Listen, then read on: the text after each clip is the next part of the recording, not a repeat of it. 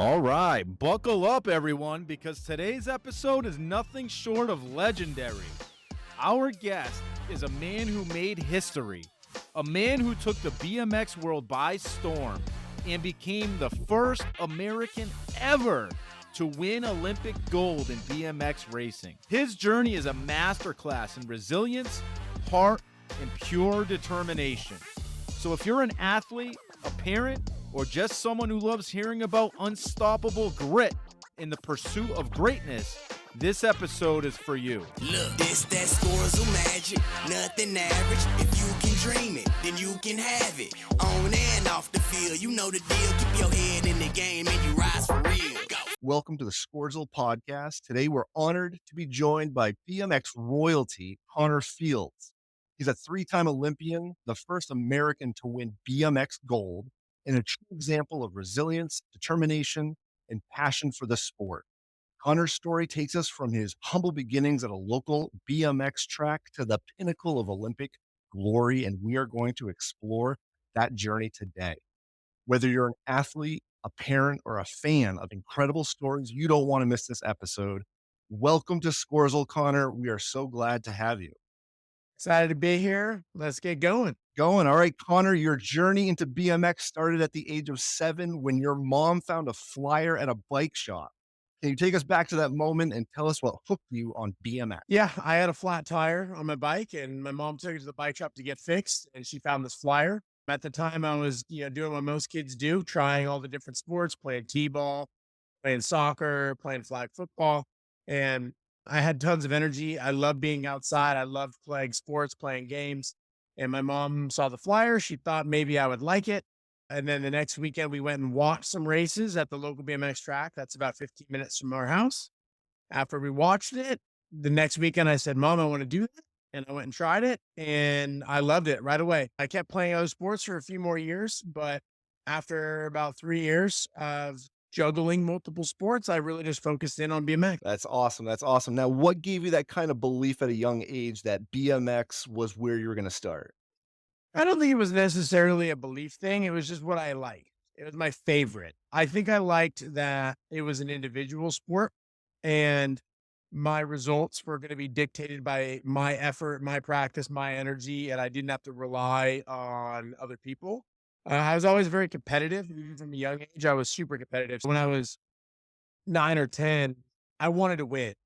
And it wasn't anybody telling me or, it wasn't my parents. It was me. I wanted to win. But when you're 9, 10 years old, sometimes not everybody on your team wants to win as bad as you. And so that would make me frustrated when I would be playing team sports and other athletes wouldn't be putting as much effort in. So I think I just really liked that it was up to me. And then I also really liked the speed and how fast we got to go. And then I got to jump in the air. And I think I enjoyed the danger of it a little bit and that it was a little bit more exciting. Thanks for that story, Connor. That's a great beginning. And as I'm listening to that, to the parents listening, BMX may seem risky, right? Injuries and things along that nature. Any advice you have to parents who are hesitant about maybe getting their children into extreme sports? Every sport has injury and every sport has risk. And so it's just about doing what you can to minimize the risk, whether it's football, which obviously has a lot of injuries. Hockey has a lot of injuries. I think soccer has a high rate of concussions, surprisingly. There's no such thing as a sport that has 0% risk of injury. Even golf, they hurt their backs a lot in golf. But you can do what you can to minimize or mitigate the risks in all sports, such as making sure you have the best protective equipment, making sure that you're not going and playing your sport when you might be overly fatigued or tired or not in a good headspace. I think that the idea of not participating in a sport because you think it's more dangerous, you don't leave your house in the morning if you're scared of getting hurt. I mean, we all drive in cars and that's more dangerous than any sport. So, you could wrap yourself in a blanket and sit in your room all day, or you can, live life and mitigate the risks in the ways that you can. Well said. Hopefully that sways some parents and some happy children out there, right? Based on that advice. A random question for you, Con. I heard that you won a geography bee in 5th grade. Now, I'm taking you back here. I'm taking you way back. You may or may not remember. Yeah, no, I remember. But do you remember the the question or the answer that helped you win that geography? I do. bee? So I do also remember it was down to the final two, and we both kept getting the questions wrong over and over again. And so I think what it was is like if you get two questions wrong, you're eliminated. And we were down to the final two, and I got it wrong, and then they got it wrong, and then they're like, "All right, sudden death," and then they got it wrong, and I got it wrong. And we just kept getting everything wrong. And then I remember there was a question about something had to do with Brazil, and I just remember naming the only city that I could name that was from Brazil. Like had heard of Rio de Janeiro, and so I said it as just a complete guess, but it happened to be correct. And then the other person got it wrong, and that was the winning question. Wow, that's incredible, and to have that be the response and the winning response. That's Yeah, it great. was, Thank you, Connor. A little bit of foreshadowing, if you will. Yes, Yes. yes, because then in Rio in 2016 is where you played in the Olympics. But let's back up to when you turned pro. Do Okay. you remember your first pro race? Yeah, What was the experience like? I was excited, but I was also terrified. I was getting ready to race against my heroes, the riders that I looked up to and had posters of on my wall and watched on TV. And I was so excited. I could barely hang on to the bike. My arms were shaking because I was so nervous. And, I had an amazing event. I beat all but two of them. And it was kind of like my coming out party of like, hey, this kid's for real. But it was just wild because I was still in high school and it was on the weekend in San Diego and I had to go back to school on Monday. And I was beating a bunch of athletes that were 28, 29-year-olds and they didn't like it. I got a lot of flack for it. No 28-year-old's going to like getting beat by a 17-year-old kid. But, that was kind of the start of it all. Now let's talk about that. You were in high school. That's incredible, turning pro. Now, so many parents that listen to this podcast think about their kiddo as they compete at a high level. Like, how did you manage school, social life while starting this BMX career?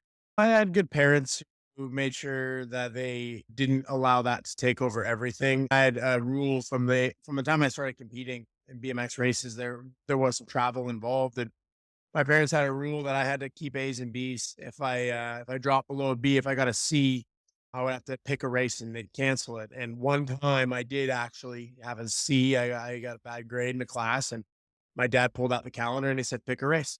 And I had to cross one off the schedule. And then that didn't happen again. They were very good at giving me opportunity, but making me earn the opportunity. They didn't just give it to me and I had nothing on my end. They allowed me to miss school and to go attend events and to do things like that. But they also helped guide and teach me how to communicate and work with the school and the teachers to get the work ahead of time. When we would be traveling and we would be on the road, they would hold me accountable to make sure I was keeping up with my schoolwork. And I think a combination of having them and the good leadership and guidance that they were able to provide me, but then also being disciplined and organized myself allowed me to do both. And all while that was going on, I had a very vibrant social life, a lot of friends. And I was participating in school clubs and events. And looking back, I don't know how I did it, but then I also think about how I am now. And I don't say it's still ever.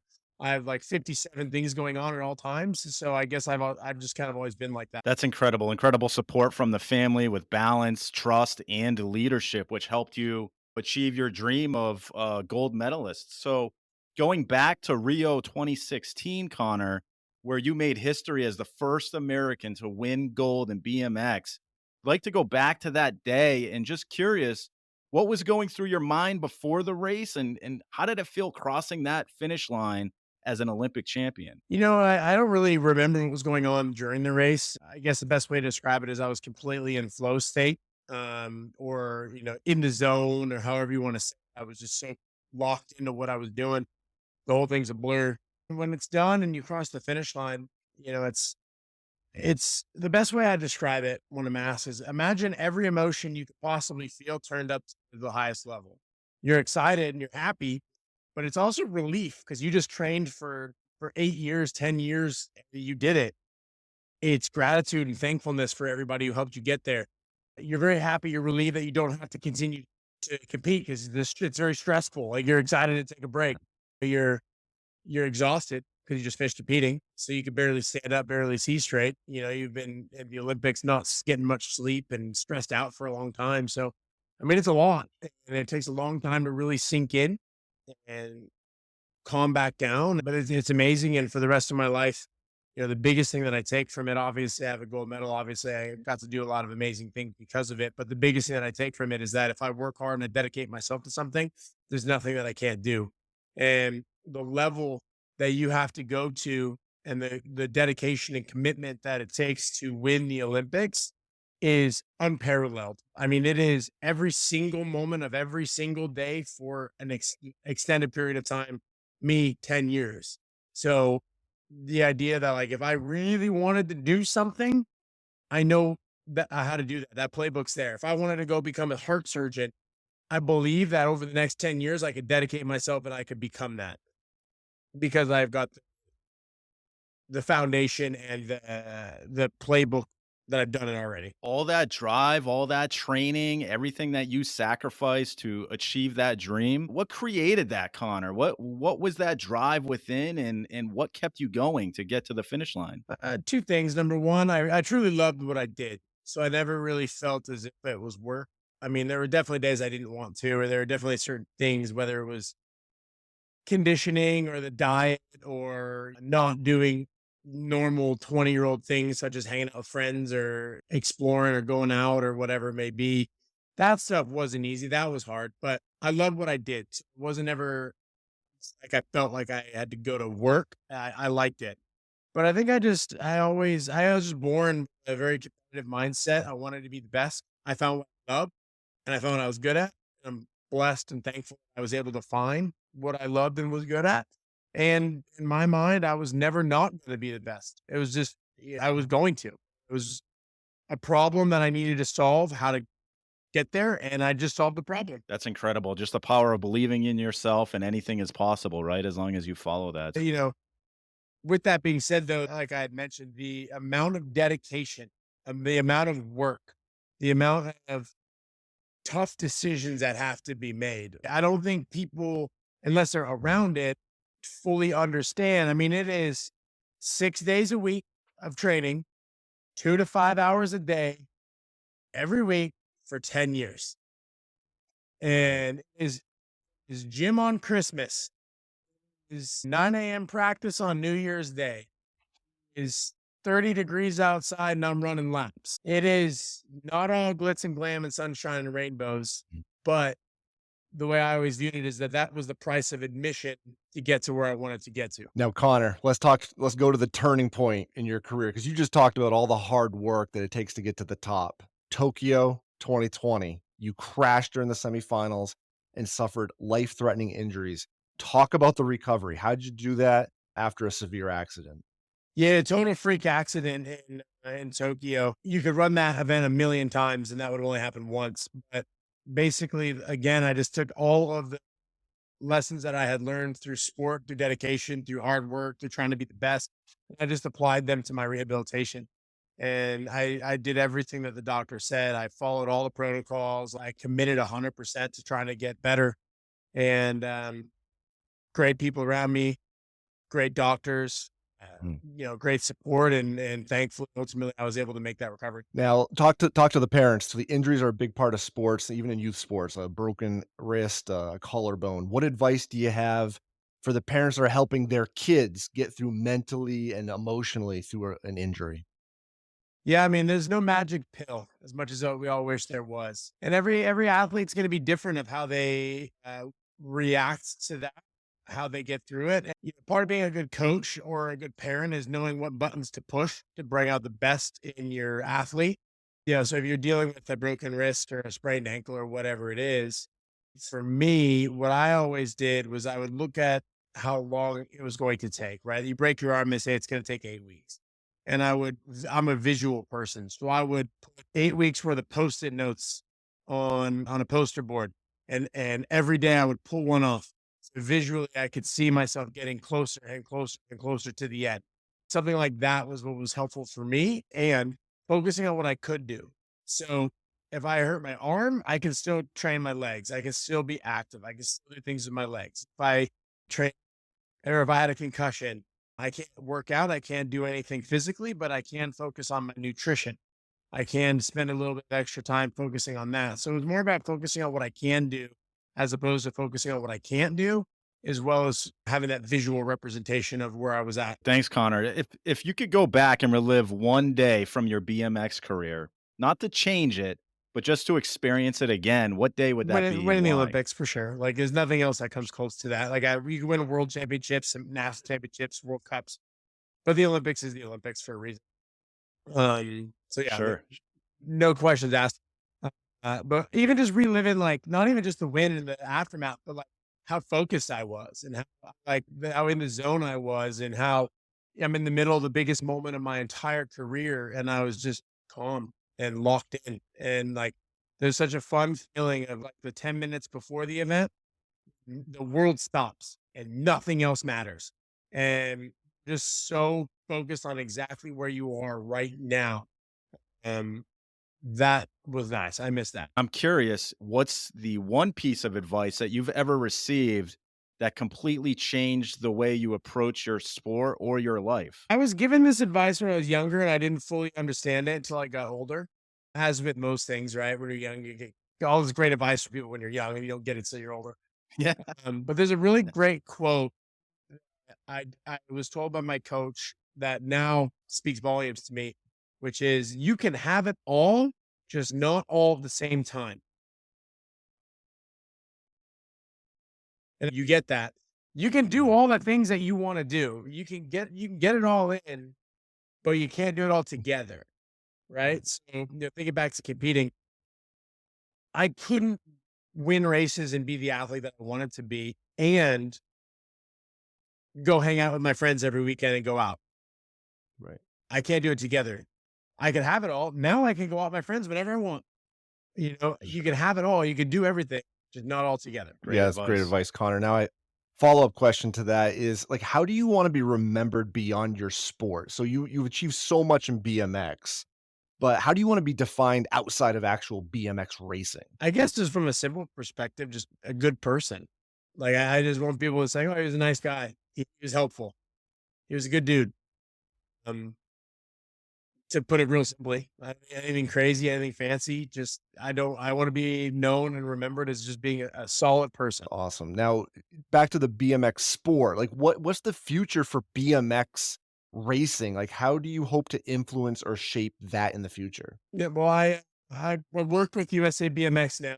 I'm officially ambassador, and with that being said, I wear a lot of hats. I do all sorts of things, whether it's planning the schedules, it's new rider recruitment, it's creating databases and instructional videos. There's a whole lot of stuff that I do to help leave a positive change and mark on the sport. I spent 25 years competing. So I look at what I did and I look at it like I have a PhD and that it would be silly for me to not use all the knowledge and information and data that I have to help.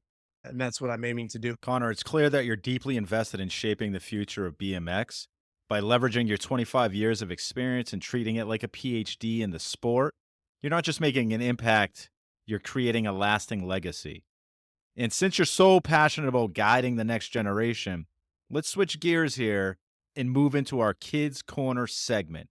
Kids Corner, here we go. Ask the pro, learn and grow. Tips and tricks from the best. Get ready, put skills to the test. This is where we ask some fun, quick-fire questions for the young fans out there who look up to athletes like you. So first thing that comes to your mind, but what's your favorite BMX track in the world and why? The one in Brazil, and not even just because I won, like I liked it before that. I just thought it was the perfect balance of being difficult and technical, but not over the top. What's one thing people get wrong about BMX racing? I've been asked how many times, can you do a backflip? They think it's freestyle.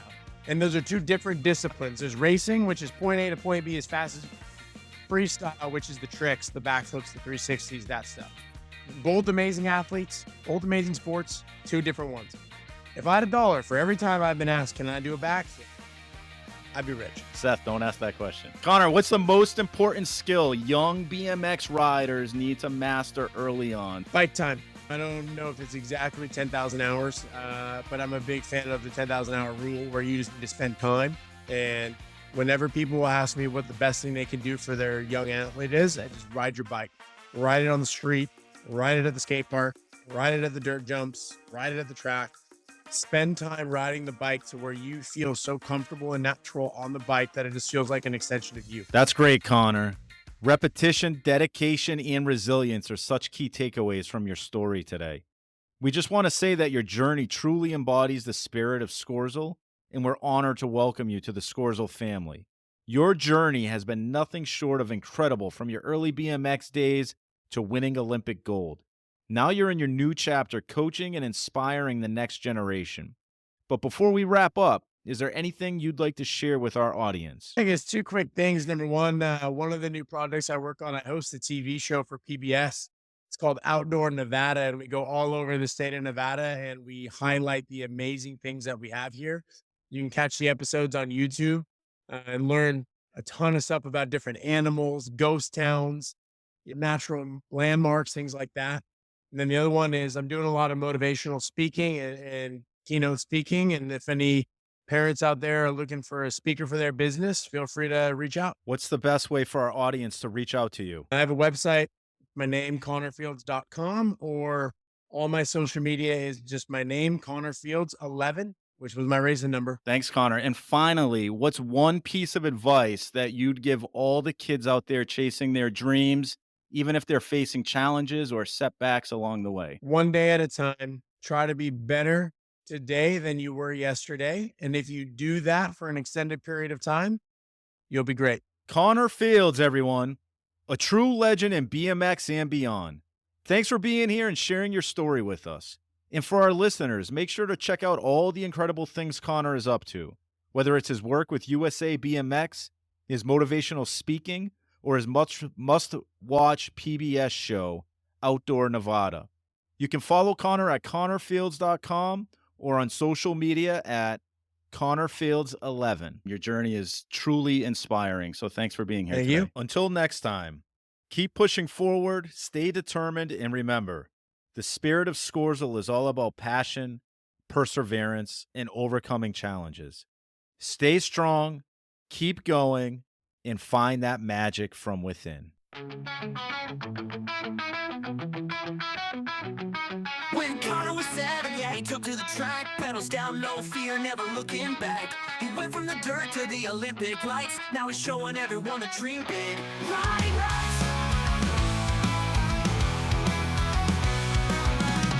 Maybe average, you'll just saw what's true. With Scorezle on your side, you can do it too. Pedal, pedal with me, oh yeah. Pedal all day and night. Pedal as fast as you can, oh yeah. Pedal 10,000 hours to be the champ. If God can do it, so can you. Every pedal you push, every dream in view. From the backyard race to the world's big stage, Scorezle's got your back at every age. So follow that road, keep pushing on. Come's got to go now, it's your marathon. Pedal, pedal with me, oh yeah. Pedal all day and night. Pedal as fast as you can, oh yeah. Pedal 10,000 hours to be the champ. Pedal, pedal, pedal, 10,000 hours, yeah. That's the key. Connor showed us all, now it's your journey. Turn and quit with Scorezle by your side. Take that dream of a ride. Ooh.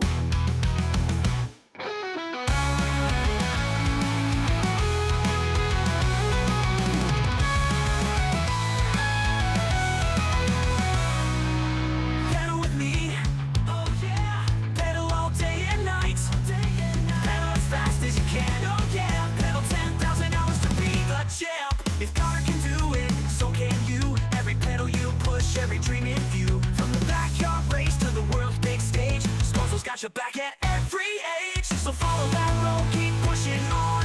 Connor's got to go now, it's your marathon. Pedal, pedal with me, oh yeah. Pedal all day and night. Pedal as fast as you can, oh yeah. Pedal 10,000 hours to be the champ. If Connor can do it, so can you. Every pedal you push, every dream in view. From the backyard race to the world's big stage, Scorezle's got your back at every age. So follow that road, keep pushing on. Connor's got to go now, it's your marathon.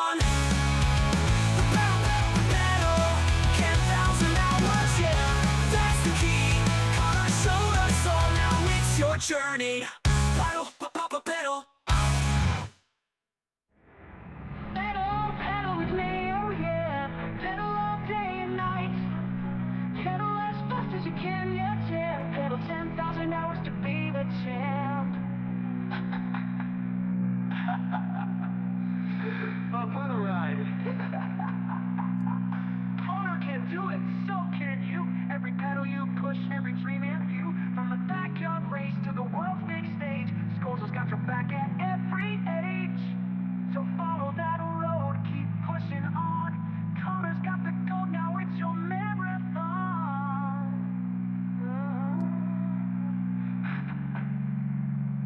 Connor showed us all. Now it's your dream. Dirt and grit. With Scorezle by your side. Take that dream. Go for the ride. Final pedal with me. Pedal strong, day and night. Won't be long. Pedal fast as you can, yeah, take your shot. Pedal 10,000 hours to reach the top. Maybe you can do it too. Scorezle's got your back, pushing through. From the small town track to the world's bright lights. Scorezle magic, you'll reach new heights. Pedal, pedal, pedal. 10,000 hours, yeah. That's the key. Connor showed us all, now it's your journey.